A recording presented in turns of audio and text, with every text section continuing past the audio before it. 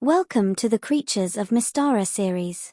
In this episode we will be looking at the Abelaat, which was introduced in the Penhaligon Trilogy of novels. No stat block was ever officially published for Abelaats. There are 3 types of Abelaat and 1 extinct type. Abelaats are not native to Mystara. They originated on a prime plane world that is linked to Mystara. The Abelaats world was a place of darkness and shadow, but not evil. The original Abelaat race is referred to as the pure Abelaats, who were graceful, pale-skinned, brilliant blue-eyed human-like creatures. Their link to their world was the source of their highly magical nature. They referred to themselves as Abelaats. More than 10,000 years before the crowning of the first Thyacian emperor on Mystara, some Abelaats created magical gates and migrated to Mystara. On Mystara, the natives mispronounced Abelaats as Abelaat. Trade between the Abelaats and Mystarans began. There was much demand for Abelaat crystals. Abelaat crystals comprised dark red and amber types.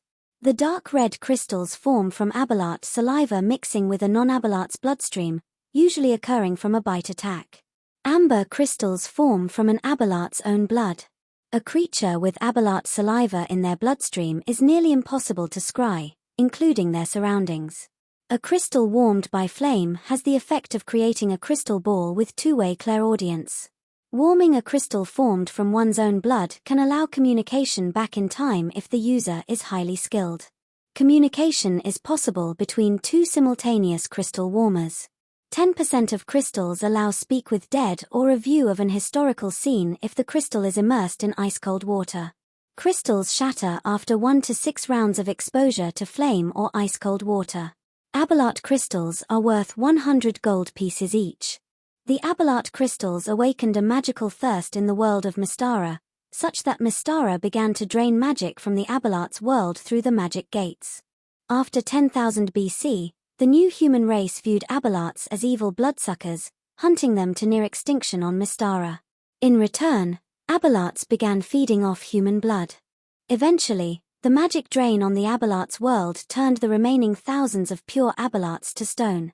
Additionally, the magical gates between Mystara and the Abelaat home world were eventually all destroyed by the magic drain. Human hunting of Abelaats greatly reduced their numbers, with the few remaining hiding in mountains, valleys, and the deepest gorges. Eventually, Eeltik was the last pure Abelaat on Mystara in the 1st century BC. His offspring from a human woman became the part Abelaats, with eldest daughters known as keepers. Part Abelaats appear as graceful humans with a natural charm ability. For game purposes they are treated as humans with a talent for magic and resistance to Abelaat poison.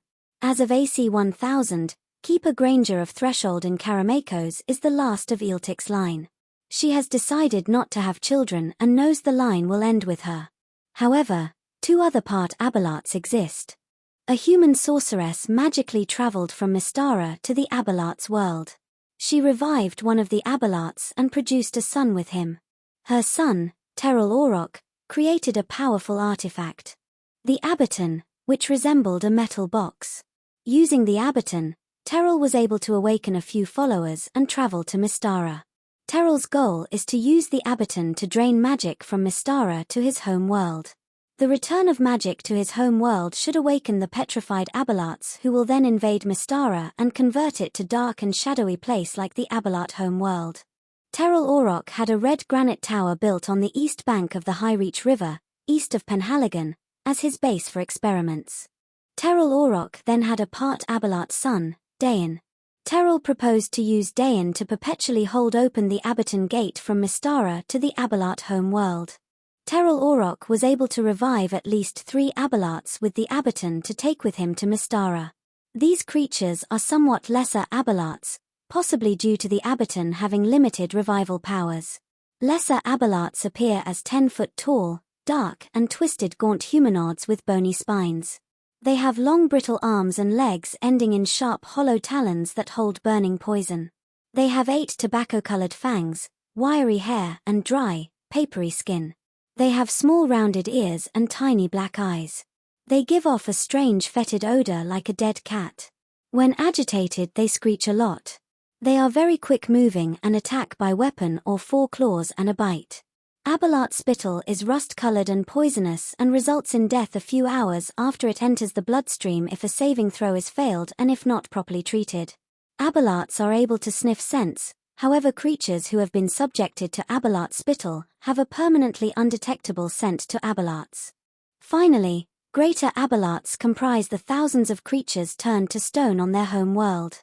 They have become horrible perversions of the original pure Abelaat race with no magical ability. These dark, man-sized humanoids have arms shaped like weapons, i.e. halberds, short spears, polearms, glaives, swords, and battle axes. They have black halos of darkness and cold around their heads and blade arms. The halos drain magic and soil nutrients. They have shadowy, pupilless eyes and rely on scent rather than sight. In combat they often wear black plate mail armor and some use darts. They can move faster than cavalry. When slain they become black ashy dust. The greater Abelaats are eerily silent and fully obedient to their superiors. They use siege ladders, but only ever assault strongholds' walls on the side of the front gates. Abelaat origin. What is the origin of the pure Abelaats? Were they created by an immortal or a group of immortals? Did they evolve? Did their magical planet itself create them?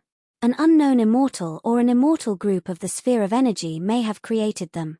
Nyx is probably the best candidate for the creator of the Abelaats from the known immortals. We do not know the Abelaats' relationship with the immortals. Perhaps they only believe in magic, like the Glantrians. Staging ideas.